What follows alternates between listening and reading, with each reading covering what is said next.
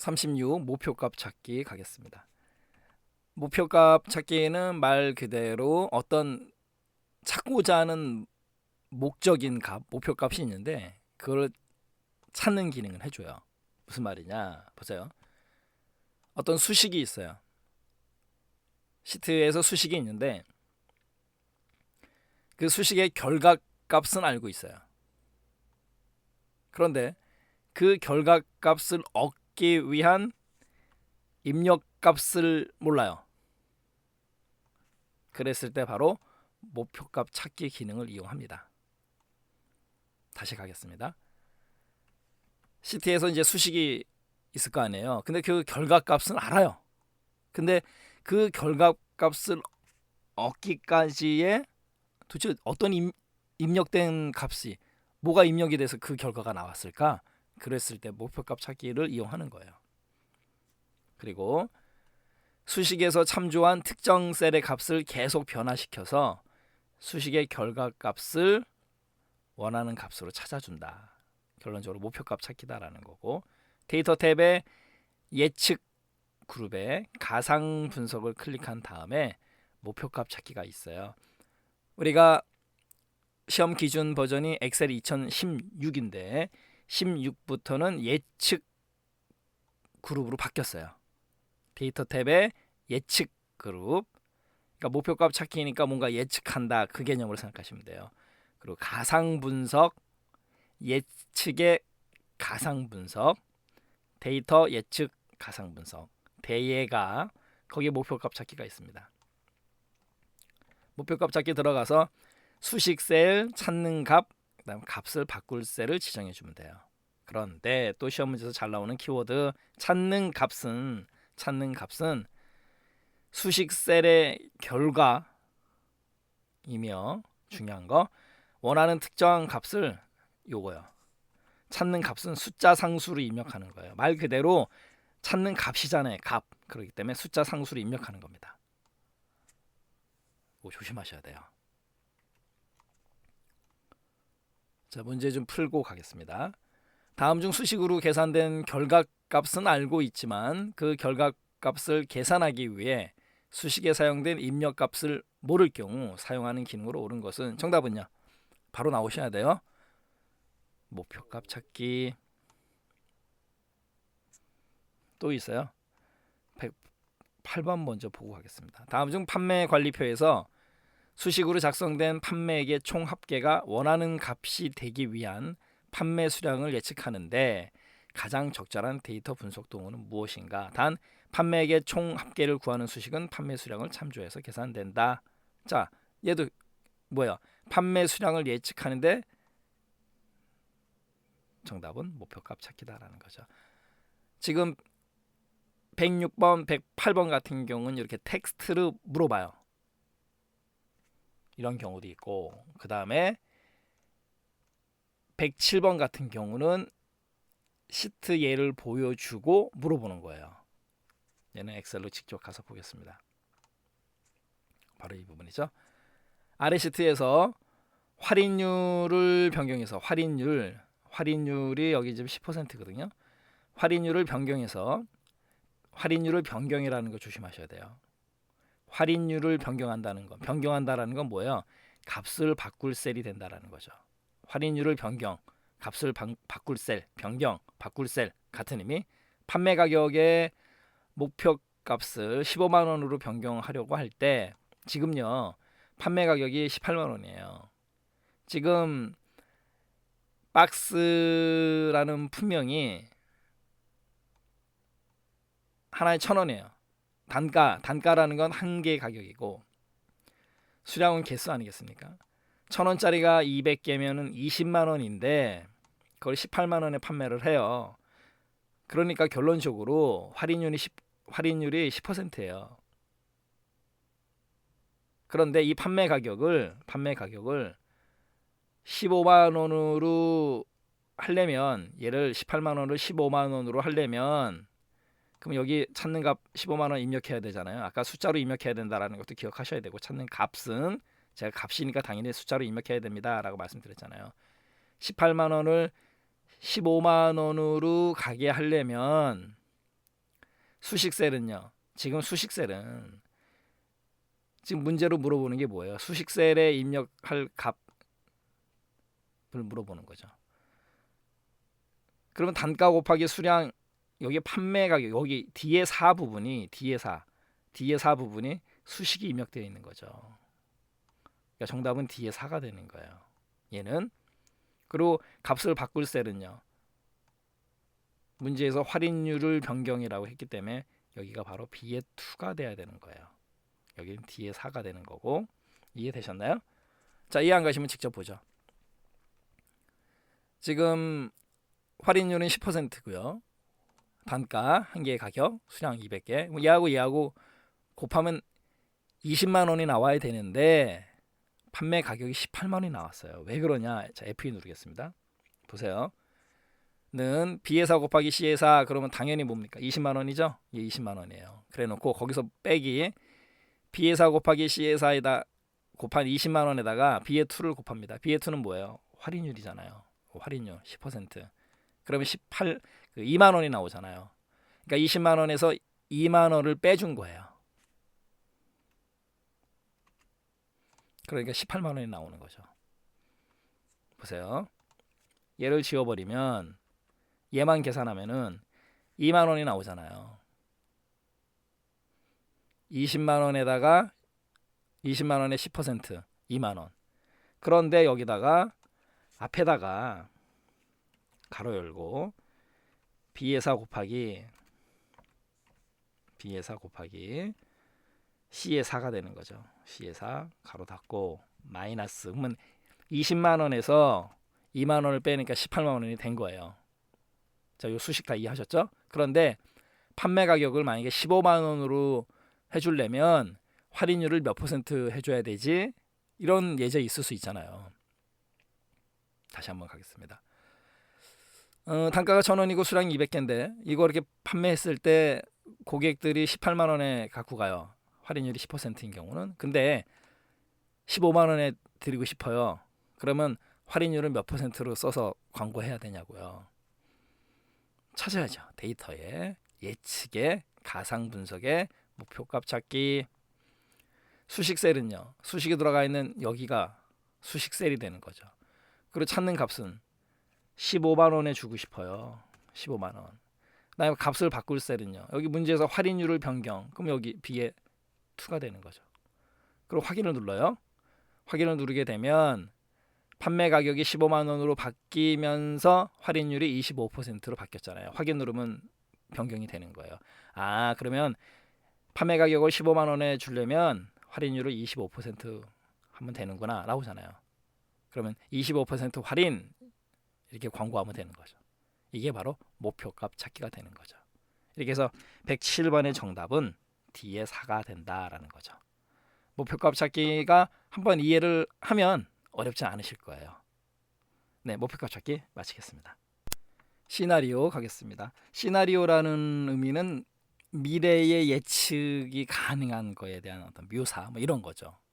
엑셀에서는 뭐냐면 변경 요소가 많은 작업에서 가상으로 수식이 참조하고 있는 셀의 값을 변화시켜요. 그래서 결과를 예측하는 기능입니다. 뭔 소리예요? 이따 직접 한번 보겠습니다. 그리고 변경 요소가 되는 값의 그룹을 변경 셀이라고 하는데 숫자적인 개념 시험 문제에서 잘 언급을 해요. 하나의 시나리오에는 최대 32개 변경 셀을 지정할 수 있어요. 이거는 좀 외우셔야 되겠죠. 시나리오에서 최대 32개의 변경 셀 지정할 수 있다. 32개 32 그 다음에 변경 셀로 지정한 셀에 계산식이 포함되어 있으면 자동으로 상수로 변경돼서 시나리오가 작성이 돼요. 이건 뭐 엑셀이 할 문제고, 결과 셀은 변경 셀 값을 참조하는 수식으로 입력되어야 된다. 이런 건 좀 조심하시고요. 맞다 틀리다 나올 수 있으니까. 그리고 병합이라는 게 시험 문제 보기로 나왔는데, 병합이라는 거는 합치는 개념이거든요. 머지, MERG, 머지의 개념, 병합. 또 반대로 합병, 이렇게 생각하시면 돼요. 병합이라는 거는 합친다라는 개념인데, 얘는 열려있는 다른 통합 문서의 워크시트에서 시나리오를 가져와요. 그래서 현재 워크시트의 시나리오에 추가하는 겁니다. 결론적으로 추가라는 개념. 다른 곳에서 시나리오를 가져와서 현재 시나리오에 추가한다.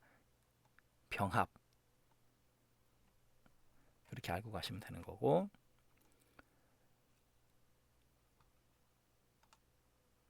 보고 가겠습니다. 지금 김선 학생이 컴일반 80점 맞고요. 엑셀은 50점 맞아가지고 평균 65로 이제 합격을 했어요.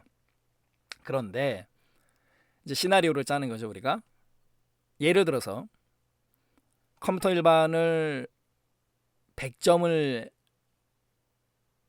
만든다면 평균이 어떻게 되고, 또 컴일반이 80이 아닌 50점으로 저조하다면 평균이 어떻게 되겠는가, 그걸 갖다가 시나리오를 짜는 거예요.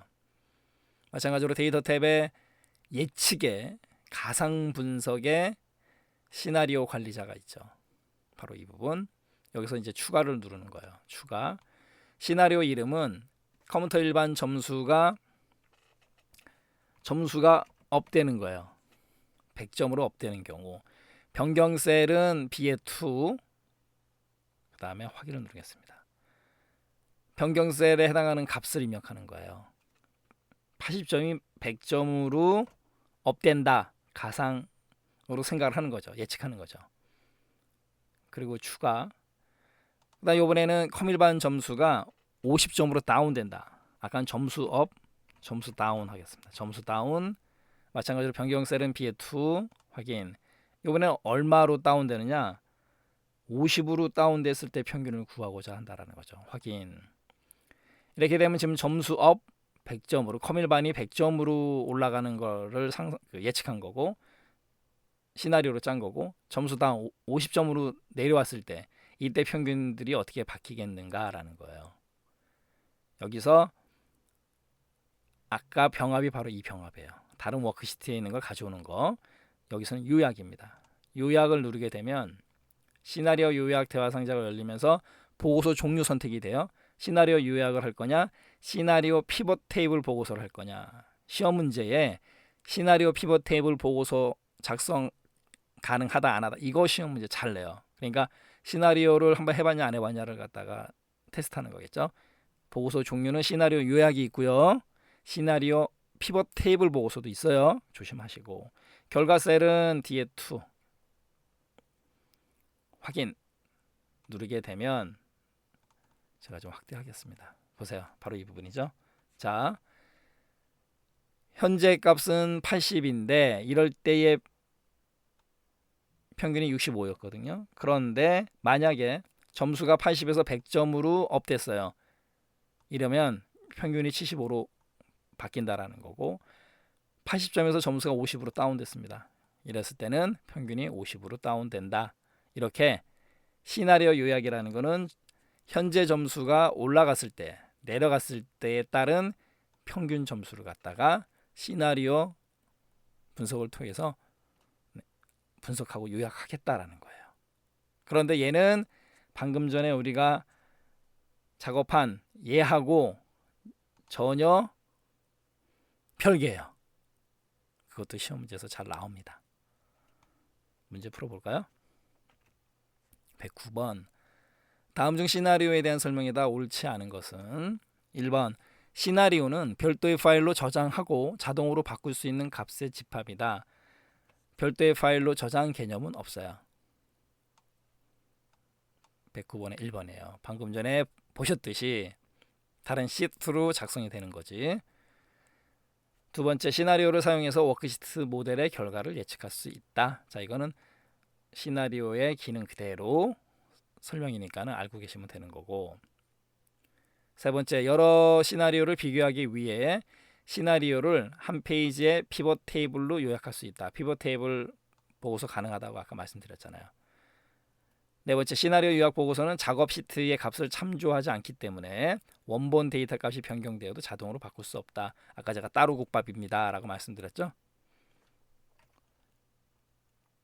110번 다음 중 시나리오에 관한 설명이다. 옳지 않은 것은 첫 번째, 하나의 시나리오에 최대 32개의 변경세를 지정할 수 있다. 숫자적인 개념 조심하십시오 라고 말씀드렸었죠. 32개의 시나리오.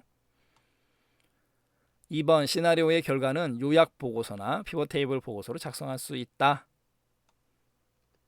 맞는 말이죠. 세 번째, 시나리오 병합을 통해서 다른 통합 문서나 다른 워크시트에 저장된 시나리오를 가져올 수 있다. 병합. 맞는 설명이고, 네 번째, 시나리오는 입력된 자료들을 그룹별로 분류하고 해당 그룹별로 특정한 계산을 수행하는 기능이다. 요거는 시나리오가 아니고 부분합이죠. 부분합. 이미 우리가 배운 부분합. 부분합에서 그룹별로 이미 정렬한 거를 그룹별로 분류하고 그룹별로 특정한 계산, 부분합에 해당되는 거니까 110번의 정답은 4번이 되는 거고요. 111번 다음 중 다양한 상황과 변수에 따른 여러 가지 결과값의 변화를 가상의 상황을 통해 예측해서 분석할 수 있는 도구는 정답은요. 다양한 상황과 변수, 시나리오 관리자다라는 거죠. 이렇게 텍스트로도 시험 문제 나오기 때문에 텍스트로도 여러분들이 잘 알고 계셔야 돼요. 네, 시나리오 관리자 마치도록 하겠습니다. 38번 페이지 설정 가겠습니다. 페이지 설정에 들어가게 되면 페이지 탭이 있어요. 거기서 자동 맞춤의 용지 너비하고 높이를 각각 1로 지정하게 되면 여러 페이지가 한 페이지에 인쇄가 된다. 이거는 실무에서도 자주 이용이 되고 또 시험 문제에서도 잘 언급하니까 알고 계셔야 돼요. 그리고 배율은 10%에서 400까지 지정할 수 있다. 숫자적인 개념 10에서 400%. 머리글 바닥글은 당연히 머리글 바닥글 탭에서 설정한다라는 거죠. 있는 그대로. 그 다음에 셀에 설정된 메모는 시트에 표시된 대로 인쇄가 가능합니다. 자, 이거는 이제 백문이 불여일견 직접 한번 보도록 할까요? 페이지 레이아웃 탭에 와서 바로 이 부분 페이지 설정에, 물론 페이지 설정 여기서 다 가능하죠. 여백이라든가 용지 방향, 가로 세로, 크기, 그다음에 인쇄 영역, 그다음에 나누기 다 가능합니다. 그런데 여기 보면은 대화 상자 아이콘을 클릭하게 되면 페이지 설정 대화 상자가 열리죠. 바로 페이지 탭, 여백 탭, 머리글, 바닥글 탭, 시트 탭이에요.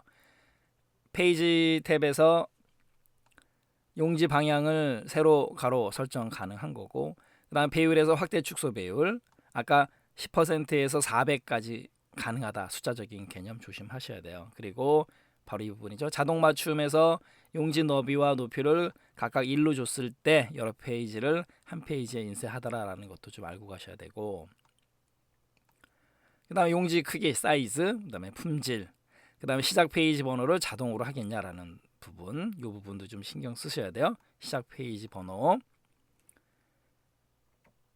그리고 여백 탭, 여백 탭에서는 말 그대로 위쪽 아래쪽 여백, 그다음 왼쪽 오른쪽 여백, 그리고 머리글 바닥글에 여백을 줄 수 있다라는 거고, 그리고 문제에서도 나왔지만 페이지 가운데 맞춤 가로 세로 줄 수가 있어요.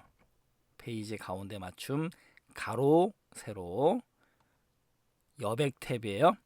페이지 가운데 맞춤 여백 개념이니까 여백 탭 이렇게 하셔야 되는 거고, 그 다음 머리글 바닥글 탭에서 머리글 편집 바닥글 편집을 클릭하게 되면 바로 이 부분이죠. 시험 문제에서 엄청 잘 나오는 부분들이죠. 얘 같은 경우는 보세요. 이렇게 글꼴, 그 다음에 페이지 앰퍼샌드 페이지 번호, 이거 생김새도 조심하셔야 돼요. 이런 것도 시험 문제 잘 나옵니다. 앰퍼샌드, 그 다음에 페이지 번호, 그 다음에 얘는 뭐예요? 전체 페이지, 그러니까 왼쪽 구역에다가, 이번에 이제 가운데다가 얘는요, 날짜 앰퍼샌드 날짜, 시간 앰퍼샌드 시간, 그다음에 파일 경로, 파일 이름 앰퍼샌드 파일, 그다음에 시트 이름, 시트 이름은 앰퍼샌드 탭으로 나타나요. 조심하셔야 되죠. 그림 삽입, 그다음에 그림 서식, 요 기호들도 시험 문제 잘 나와요. 이것도 눈여겨 보셔야 됩니다. 그리고 바로 이 부분 짝수와 홀수 페이지를 다르게 지정할 수도 있고, 그 다음에 첫 페이지를 다르게 지정, 그 다음에 문서에 맞게 배율 조절, 그다음에 페이지 여백에 맞추기, 이런 것들도 시험 문제에서 맞다 틀리다 나오니까 조심하시고요. 짝수와 홀수 페이지를 다르게 지정하겠다라는 거죠. 머리글 바닥글. 그 다음에 바닥글 편집도 마찬가지 똑같아요.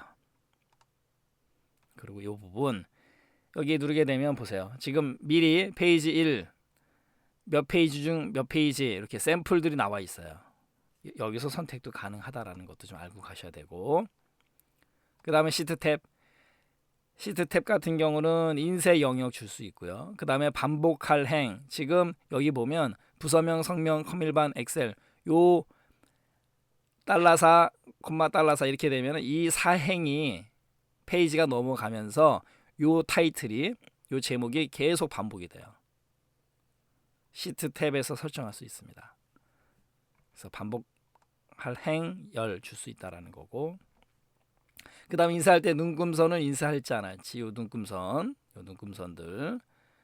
그 다음에 요 메모 한번 보세요. 메모 같은 경우는 시트 끝 또는 시트에 표시된 대로 선택할 수 있느냐 없느냐, 요것도 좀 조심하셔야 되고, 그 다음에 흑백으로, 말 그대로 흑백으로 인쇄가 되는 거죠.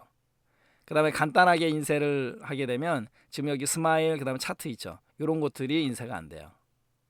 그리고 행렬 머리글 선택을 하면 행렬 머리글이 인쇄가 됩니다. 그 다음에 이거는 이제 페이지 순서, 행 우선으로 갈지 열 우선으로 갈지, 이렇게 페이지 설정에서는 각각의 탭들이 굉장히 중요하게 작용을 해요.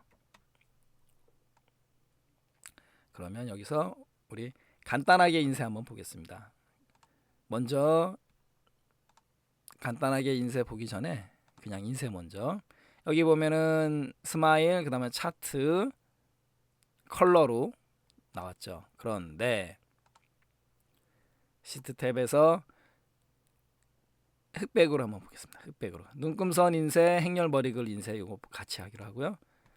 그 다음에 인쇄, 아까도 인쇄 미리 보기 있었지만 여기서 바로 이 부분이죠. 여기 행렬 찍혔죠. 그 다음에 눈금선 다 찍혔죠. 그 다음에 여기 흑백으로 이 개념 다시 들어가서 시트에서 눈금선, 행렬 머리건 이제 보셨고, 흑백으로 말고 간단하게 인쇄를 누르게 되면 어떤 효과가 있는지, 이번에 인쇄 미리 보기 여기로 들어가겠습니다. 보세요. 스마일하고 차트, 그 다음에 하나도 인쇄가 안 되죠. 여기도 마찬가지로 그게 간단하게 인쇄예요. 자, 문제 한번 풀어보도록 하겠습니다. 페이지 설정 대화 상자에서 시트 탭에 반복할 행을 달러사 콜론 달러사를 지정했을 때 어떻게 되겠는가라는 거죠. 옳은 것은 사행이 반복돼서 인쇄되는 거예요. 첫 페이지만 1행부터 사행의 내용이 반복되어 인쇄된다 아니고, 두 번째 모든 페이지에 사행의 내용이 반복돼서 표시가 된다. 정답은 2번이 되는 거죠. 여기는 사열 그랬으니까 틀린 거고, 여기는 또 사열 이랬으니까 틀린 거죠. 112번은 정답이 2번이 되는 거고요. 직접 한번 보겠습니다. 지금 페이지 설정에서 시트 탭에서 반복할 행을 봐보세요. 사행을 지정을 한 상태예요. 인쇄 미리 보기,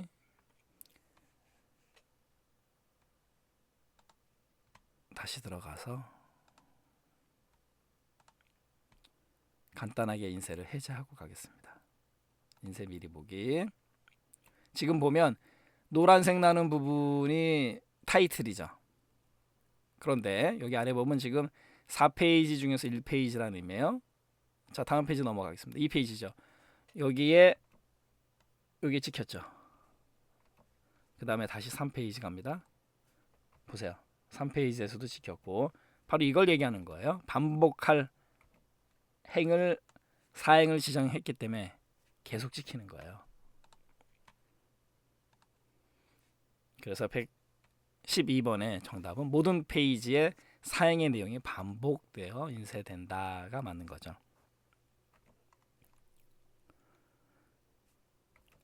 이번에 113번 다음 중 워크시트의 머리글 바닥글 설정에 대한 설명이다. 옳지 않은 것은 첫 번째, 페이지 레이아웃 보기 상태에서는 워크시트 페이지 위쪽이나 아래쪽을 클릭해서 머리글 바닥글을 추가할 수 있다. 레이아웃이기 때문에, 레이아웃이라는 개념은 직접 한번 얘도 볼까요? 지금 보기에 가게 되면 페이지 레이아웃이 있지 않습니까? 통합 문서 보는 방법인데, 페이지 레이아웃을 누르게 되면 보세요. 머리글 추가, 그 다음에 또 아래쪽 가면 바닥글 추가, 이게 가능해요. 레이아웃이기 때문에. 그다음 페이지 나누기 미리 보기, 얘는 말 그대로 페이지 나눈 걸 미리 보는 개념이다라는 거고, 원래대로 돌아갈 때는 기본을 누르면 되는 거예요. 그럼 1번 페이지 레이아웃 보기 상태에서 워크시트 페이지 위쪽이나 아래쪽을 클릭해서 머리글 바닥을 추가할 수 있다 없다? 있다. 방금 전에 보셨고. 두 번째, 첫 페이지, 홀수 페이지, 작수 페이지의 머리글 바닥글 내용을 다르게 지정할 수 있다. 아까 보셨잖아요. 맞는 얘기고. 3번 머리글 바닥글에 그림을 삽입하고 그림 서식을 지정할 수 있다. 제가 아까 단추 설명드리면서 가능합니다 하고 하나하나 보여드렸었죠. 4번 페이지 나누기 미리 보기 상태에서는 미리 정의된 머리글이나 바닥글을 선택해서 쉽게 추가할 수 있다. 정답은 4번이 되는 거죠. 페이지 나누기 미리 보기는 말 그대로 페이지 나눈 걸 미리 보기 개념이다라는 거죠. 114번 다음 중 페이지 설정 대화 상자의 시트 탭에 대한 설명이다. 옳지 않은 것은 시트 탭. 첫 번째, 셀에 삽입된 메모를 시트 끝에 인쇄되도록 설정할 수 있다. 아까 보여드렸었죠. 두 번째, 셀 구분선이나 그림 개체 등은 제외하고 셀에 입력된 데이터만 인쇄되도록 설정할 수 있다. 아까 보여드렸잖아요. 간단하게 인쇄, 그다음에 흑백으로 전부 다. 워크시트의 행렬 머리글과 능금선이 인쇄되도록 설정할 수 있다 없다? 가능하다. 아까 보여드렸었죠. 그 다음 페이지를 기준으로 가운데에 인쇄되도록 페이지 가운데 맞춤을 설정할 수 있다. 가능한 건데 시트 탭이 아니잖아요.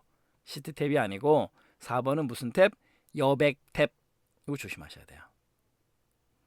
문제에서 시트 탭이라고 했기 때문에 페이지 가운데 맞춤, 이거는 여백 탭이다라는 거 조심하셔야 되겠죠. 39번 차트 가겠습니다. 분산형 차트, 다른 말로 이제 XY 차트라고 불러요. 분산이라는 개념은 흩어져 있는 개념이죠. 그렇기 때문에 분산형 차트는 데이터가 불규칙한 간격이라는 게 결국 이제 분산, 흩어져 있는 정도죠. 그다음 묶음을 보여주는 것으로서 데이터 요소 간의 차이점보다는 큰 데이터 집합 간의 유사점, 그러니까 결론적으로 분산, 흩어진 정도, 그때 사용을 한다라는 거죠. 각 항목의 값을 점으로 표시한다라는 거고, 왜냐하면 흩어져 있는 정도를 나타내려니까 두 개의 숫자 그룹을 XY 좌표로 표현하기 때문에 XY 차트 이렇게 부르는 거예요. 그리고 주로 과학, 공학용 데이터 분석에서 이용이 되는 거고, 그리고 3차원 차트로 작성할 수 없어요. 분산형은 분산된 정도를 나타내야 되는데 3차원으로 나타낼 수 없는 거고, 가로축은 항목축이 아닌 갑축 형식으로 나타난다. 이것도 조심하시고 해서 분산형 차트 시험 문제 잘 나오니까 맞다 틀리다 구분 좀 잘 하시고요. 분산형 차트를 우리가 차트는 이 차트 그룹에 와서 대화 상자 아이콘을 누른 다음에 대화 상자 표시, 모든 차트에서 방금 전에 본 대로 뭐예요?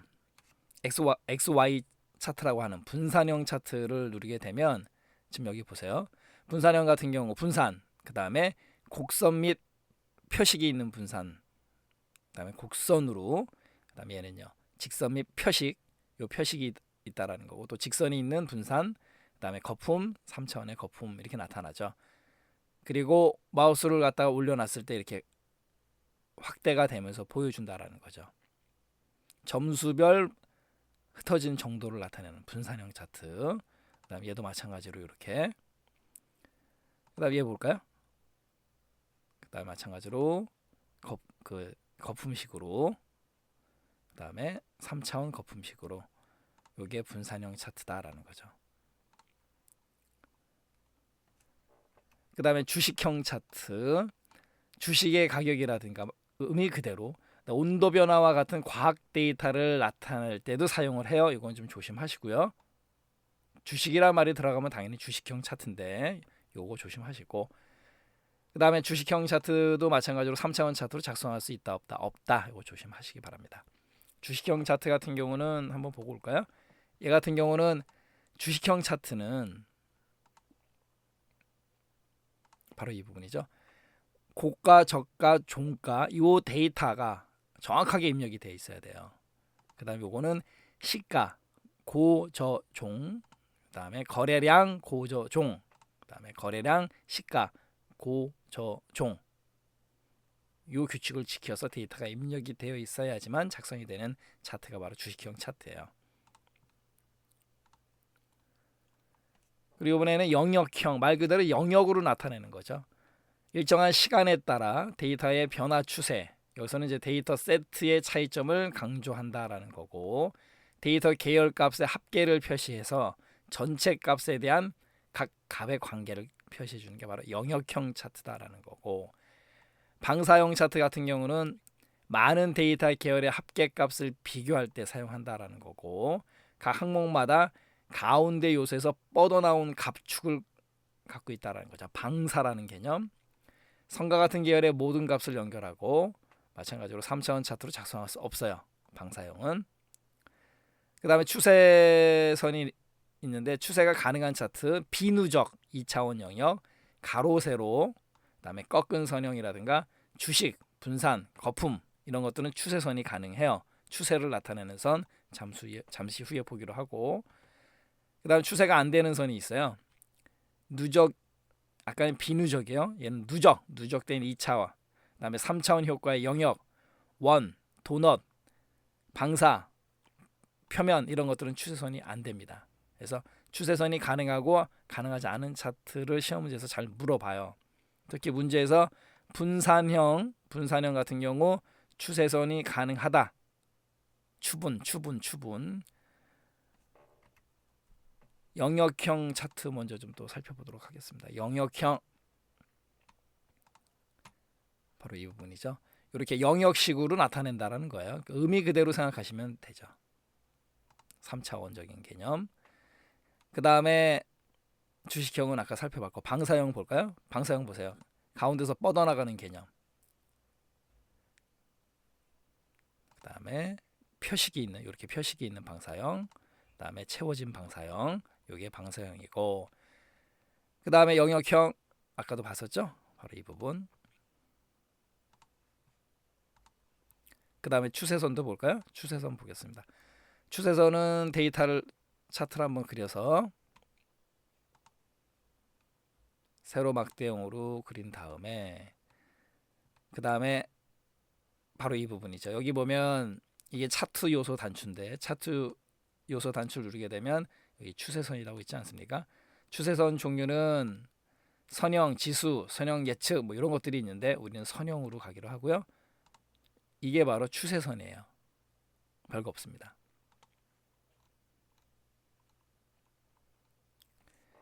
(115번) 다음 중 항목 레이블이 월, 분기, 연도와 같이 일정한 간격의 값을 나타내는 경우 적합한 차트로 일정 간격에 따라 데이터의 추세를 표시하는데 유용한 차트는 무엇인가 라는 거죠. 월, 분기, 연도와 같은 일정한 간격을 갖고 있는 값이에요. 그리고 그 간격에 따라 데이터의 추세를 갖다가 표시한다. 추세선이 아니에요. 이거 조심하셔야 돼요. 데이터의 추세를 표시하는데 가장 적합한 거는 뭐냐? 분산 개념은 흩어진 정도고, 원형은 하나의 하나의 계열밖에 못 나타내요. 방사형은 아까 보셨잖아요. 여기서 정답은 꺾은 선형이에요. 꺾은 선형 차트. 월, 분기, 연도 이런 간격별로 꺾어지면서 차트를 보여주기 때문에 데이터의 추세를 갖다가 표시할 수 있다라는 거죠. 115번의 정답은 3번이고, 우리 보기에는 없었지만, 예제는 내용에는 없었지만 꺾은 선형 차트고, 다음 중 추세선을 추가할 수 있는 차트의 종류는 무엇인가? 아까 추분 기억나시죠? 정답은 분산형. 방사 원형 표면은 안 돼요. 추분 분산형 가능하다. 117번 다음 중 차트의 데이터 계열 서식에 대한 설명이다. 옳지 않은 것은 무엇인가? 첫 번째, 계열 겹치기 수치를 양수로 지정하게 되면 이거는 그냥 국어 시험 문제예요. 보세요. 계열 겹치기 수치를 양수로 지정하게 되면 어떻게 될까요? 겹치는 거죠. 데이터 계열 사이가 벌어진다. 안 맞아떨어지죠? 정답은 지금 1번이 되는 거예요. 그럼 계열 겹치기 수치를 양수로 하면 무슨 소리냐면 차트를 좀 지우고 다시 삽입해서 추천 차트로 바로 들어가서 묶은 세로 막대형 가겠습니다. 지금 데이터 계열을 누르게 되면 여기 보세요. 데이터 계열 서식이 있는데 계열 옵션을 클릭하게 되면 여기 지금 계열 겹치기 있지 않습니까? 겹치기가 지금 마이너스 27%인데 얘를 만약에 양수로 가게 되면 어떻게 돼요? 이게 겹치잖아요. 지금 계열 겹치기를 양수로 주게 되면 이렇게 겹친다고요.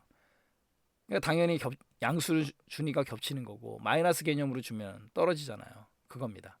계열 겹치기를 플러스 형태로 주게 되면 이렇게 겹친다라는 거고. 그 다음에 이제 간격 너비 보세요. 요 간격 너비 이 부분인데 지금 219%, 433 더 이 간격 이 부분 얘기하는 거예요. 보세요.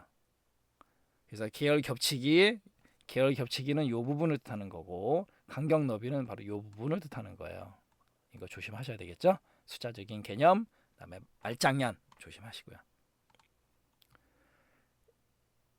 그래서 117번은 정답 1번이 되는 거고 나머지 보겠습니다. 두 번째, 차트에서 데이터 계열의 간격을 넓게 또는 좁게 지정할 수 있다. 방금 전에 보여드렸었고 특정 데이터 계열의 값이 다른 데이터 계열 값과 차이가 많이 나거나 데이터 형식이 혼합되어 있는 경우 하나 이상의 데이터 계열을 보조, 세로 값축에 표시할 수 있다. 요거는 이렇게 함으로 해가지고 차이가 많이 나는 값을 표현할 때 좋다라는 거죠. 또 혼합되어 있을 때도 유용한 기능이다라고 알고 가시면 되는 거고. 네 번째, 보조축에 그려지는 데이터 계열을 구분하기 위해서 보조축의 데이터 계열만 선택해서 차트 종류를 변경할 수 있다. 이것도 가능한 얘기고요. 그래서 117번에 시험 문제에서 요즘 잘 나오는 개념이에요.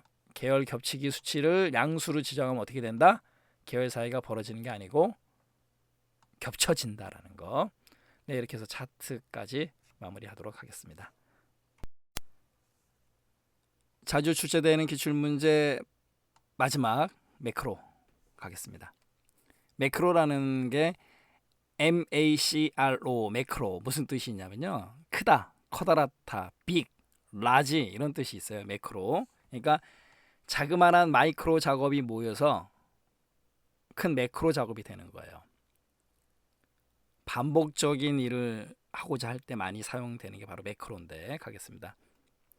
자주 사용하는 명령 그리고 반복적인 작업 등을 매크로로 기록을 해요. 그리고 해당 작업이 필요할 때마다 바로가기 키, 단축키를 지정해 놓은 경우 단축키를 이용하거나 실행 단추를 클릭해서 이용할 수 있다 이거죠. 그래서 쉽고 빠르게 작업을 수행한다라는 거죠. 매크로. 매크로 같은 경우는 일련의 명령, 그다음에 함수를 마이크로소프트 비주얼 베이직 모듈로 저장한 것이다. 그리고 비주얼 베이직 언어를 기반으로 한다라는 거죠. 그래서 VBA, 비주얼 베이직 for 어플리케이션의 약자예요. VBA. 그다음 매크로 이름을 줄 때는 기본적으로 이제 매크로 1, 매크로 2 이렇게 이제 붙여지는데 예전에는 이제 영어로 MACR로 1, MACR로 2 이렇게 됐는데 이제는 한글로 매크로 1, 매크로 2 이렇게 붙여져요. 그다음 첫 글자는 반드시 문자여야 되고 나머지는 이제 문자, 숫자, 밑줄 사용할 수 있고 그 다음에 사용 못하는 거 공백이라든가 샵, 그다음에 @기호 우리가 보통 이제 골뱅이 이렇게 얘기하죠. 달러, 퍼센트, 앰퍼센드 이런 거는 사용할 수 없어요. 얘네들은 시험 문제에서 언급을 잘 하겠죠. 조심하시고 그 다음에 매크로 실행의 바로 읽기는 F5, 한 단계씩 코드 실행은 F8. 시험 문제 나온 적이 있기 때문에 간단하게 여러분도 혼돈하지 않을 정도로 좀 외워두세요. Alt 플러스 F8 같은 경우는 특히 매크로 보기, 이거 매크로 보기예요. 조심하셔야 됩니다. 매크로 볼 때 Alt 플러스 F8 보는 개념이에요. 우리가 한눈 팔지 마 그러잖아요. 8 보는 개념. 모듈 창의 커서 위치까지 실행 컨트롤 플러스 F8. 모듈 창에서 커서 위치까지 실행 컨트롤 플러스 F8. 생소해도 좀 외워두세요. 맡아 틀다 구분 잘 하셔야 되고, 그 다음에 비주얼 베이직 에디터 Alt 플러스 F11 이것도 외우셔야 돼요. Alt 플러스 F11 비주얼 베이직 에디터를 사용해서 매크로를 편집할 수 있습니다. 매크로 편집 가능해요. 또 문제에서는 편집이 안 된다라고 거짓말을 하겠죠. 뻥을 치겠죠. 기록한 매크로는 보기 탭의 매크로 그룹에 매크로의 매크로 보기에서 편집을 클릭해서 수정할 수 있다. 거듭 강조하는 거, 수정 가능하다라는 거죠. 자, 매크로는 한번 보고 오겠습니다. 지금 개발 도구인데 이 개발 도구는 좀 조심하셔야 될 게 옵션에 가시면 리본 사용자 지정 오른쪽에 이 부분이요. 여기 개발 도구가 있지 않습니까? 개발 도구가 체크가 안 되어 있으면 안 나타나요. 그렇기 때문에 지금 내 엑셀에는 없는데요 하시는 분들은 옵션에 들어가셔서 리본 사용자 지정에서 개발 도구 탭 여기를 체크를 해서 선택을 하셔야 돼요. 그리고 확인, 그러면 개발 도구가 나타납니다. 개발 도구에서 바로 이 부분 비주얼 베이직 매크로 기록, 그다음에 상대 참조로 기록, 그다음 매크로 보안 얘네들이에요. 그래서 우리가 한번 매크로를 한번 간단한 예로 보여드릴게요. 항상 제가 요 예로 보여드리는데 지금 우리 보면 여기 눈금선을 체크해서 해제하면 눈금선이 없어지죠. 다시 선택하면 나타나죠. 요거를 갖다가 매크로로 한번 해보겠습니다. 아주 간단한 예니까 이해하기 쉬우니까 개발 도구에서 이제 매크로 기록을 누르고요. 매크로 기록 대화 상자가 열리면 매크로 이름이 매크로 1, 매크로 2 이렇게 나타난다 그랬었어요. 그럼 여기다가 딜리트를 지우고 눈금선 삭제라고 하겠습니다. 근데 지금 제가 여기다 공백을 하나 주려고 그랬어요. 확인 누르겠습니다. 보세요. 공백을 주니까 안 된다고 하죠. 눈금선 삭제. 그 다음에 바로가기 키 삭제니까 만약에 D를 주는데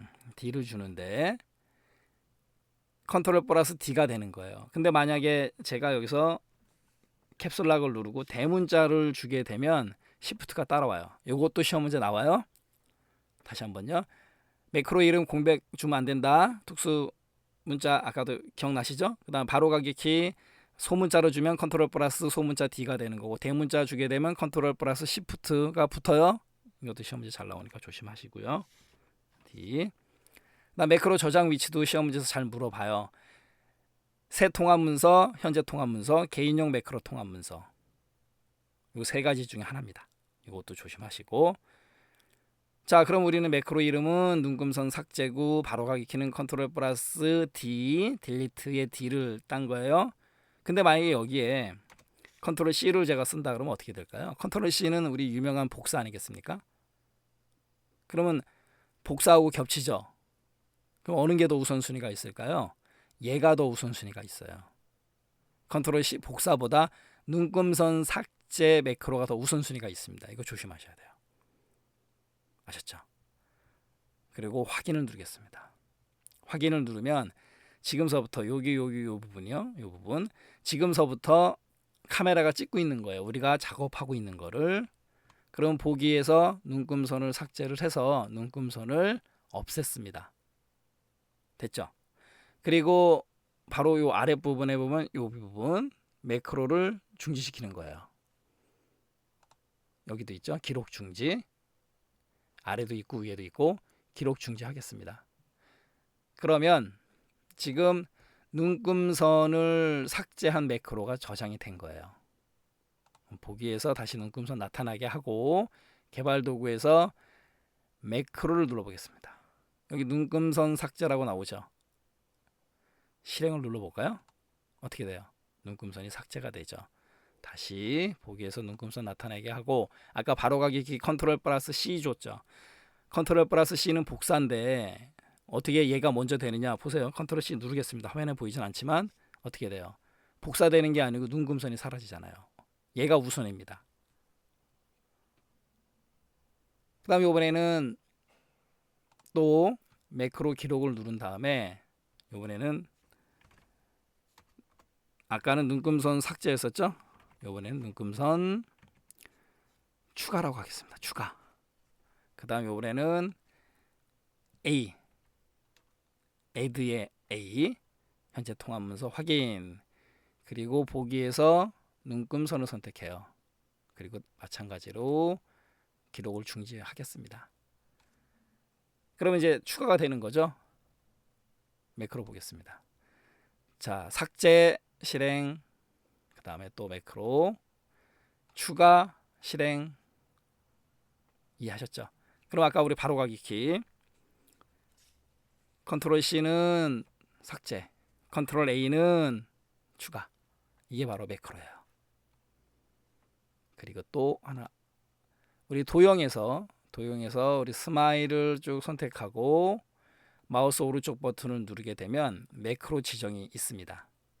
이 매크로 지정에서 이 스마일 얼굴을 눈금선 삭제를 선택하고 확인을 누르지 않습니까? 그러면 이 스마일 얼굴을 누르면 눈금선이 삭제가 돼요. 이렇게 매크로 추가도 됩니다. 또 추가도 당연히 가능하겠죠. 문제 풀까요? 다음 중 새 매크로를 기록할 때의 과정에 대한 설명이다. 옳지 않은 것은 무엇인가? 첫 번째, Alt 플러스 F8을 눌러서 매크로 기록 대화 상자를 실행시켰다. Alt 플러스 F8 아까 한눈 팔기 눈은 보는 개념이니까 매크로 보기죠. 보기. 기록 대화 상자 실행이 아니고 정답은 1번이 되는 거고 매크로 이름을 서식 변경으로 지정하였다. 뭐 가능하죠. 공백도 없고 바로가기 키를 컨트롤 플러스 시프트 플러스 C 대문자니까 시프트가 붙어요. 맞는 얘기고 매크로 저장 위치를 새 통합 문서로 지정하였다. 가능하죠? 아까 구경했었고 118번의 정답은 1번이 되는 거고요. 119번 다음 중 매크로에 관한 설명이다. 옳지 않은 것은 1번 서로 다른 매크로에 동일한 이름을 부여할 수 없다. 이거 뭐 당연한 얘기죠. 서로 다른 매크로인데 동일한 이름 부여할 수는 없어요. 두 번째, 매크로는 반복적인 작업을 자동화해서 복잡한 작업을 단순한 명령으로 실행할 수 있도록 한다. 매크로 기능 그대로 정의 잘 한 거고요. 세 번째, 매크로 기록 시 사용자의 마우스 동작은 기록되지만 키보드 작업은 기록되지 않는다. 이러면 매크로를 쓸 필요가 없는 거죠. 왜냐하면 매크로로 데이터를 입력하는 경우도 매크로 작업을 하거든요. 입력하는 것들도. 그렇기 때문에 키보드 작업은 기록이 안 된다? 이건 말이 안 되는 거죠. 정답은 3번이 되는 거예요. 네 번째, 현재 셀의 위치를 기준으로 매크로가 실행되도록 하려면 상대 참조로 기록한 다음 설정한 다음에 매크로를 기록한다. 맞는 얘기죠. 상대 참조, 절대 참조 개념. 119번의 정답은 3번이 되는 거고 키보드 작업도 기록이 된다. 조심하시고요. 120번 다음 중 매크로의 특징에 대한 설명이다. 옳지 않은 것은 무엇인가? 첫 번째, 매크로 기록을 시작한 후에 키보드나 마우스 동작은 VBA 언어, 비주얼 베이직 4 FOR 어플리케이션 언어로 작성된다. 비주얼 베이직 4 어플리케이션 VBA 언어로 작성된 매크로 프로그램을 자동 생성된다. 맞는 얘기고요. 두 번째, 기록한 매크로는 편집할 수 없으므로 기능과 조작을 추가 또는 삭제할 수 없다. 이러면은 매크로의 기능, 프로그래밍의 개념이 아니죠. 편집할 수 있다라는 거고 정답은 2번이 되는 거고요. 3번, 매크로 실행의 바로가기 키가 엑셀의 바로가기 키보다 우선한다. 굉장히 중요한 얘기. 아까 컨트롤 C 기억나시죠? 복사보다 더 먼저 했잖아요. 우선했잖아요. 엑셀의 바로가기 키보다 우선한다. 이거 여러분들 명심하셔야 돼요. 조심하시고. 네 번째, 도용을 이용해서 작성된 텍스트 상자에 매크로를 지정한 후 매크로를 실행할 수 있다. 아까 우리 스마일 얼굴로 했었죠? 그 개념이에요. 이렇게 해서 120번의 정답은 2번이 되는 거고 편집 가능하다. 이렇게 알고 가시면 돼요. 네, 이렇게 해서 우리 자주 출제되는 기출문제 120선 강의가 끝났는데요. 요즘은 이 자주 출제되는 기출문제 120선에서 문제가 똑같이 나오는 그 사이클이 조금 그렇죠. 짧아진 게 아니고 조금 멀어졌어요. 그렇기 때문에 나왔던 문제가 또 나오는 경우가 조금은 텀이 좀 길어졌다라는 거죠. 왜냐하면 이제 커말도 시험 역사가 길어졌기 때문에 문제가 그만큼 많다라는 거예요. 하지만 자주 출제되는 기출 문제에 대한 이 내용은 중요한 내용이기 때문에 여러분들이 개념을 잡는데 많은 도움이 되셨을 거예요. 문제는 똑같이 나오는 경우가 드물더라도 물론 나올 수도 있지만요. 하지만 내용 자체는 중요하기 때문에 그렇죠. 반복해서 나올 확률이 높다라는 것도 좀 유념하시고요. 네, 이렇게 해서 우리 문제집을 갖고 계신 분들은 이제 핵심 이론 포인트 시간에 뵙기로 하고요. 또 기본서를 가지고 계신 분들은 챕터별 섹션 강의 시간에 뵙도록 하겠습니다. 여러분들 자주 출제되는 기출문제 공부하시느라고 수고 많이 하셨고요. 다음 시간에 또 뵙도록 하겠습니다. 감사합니다.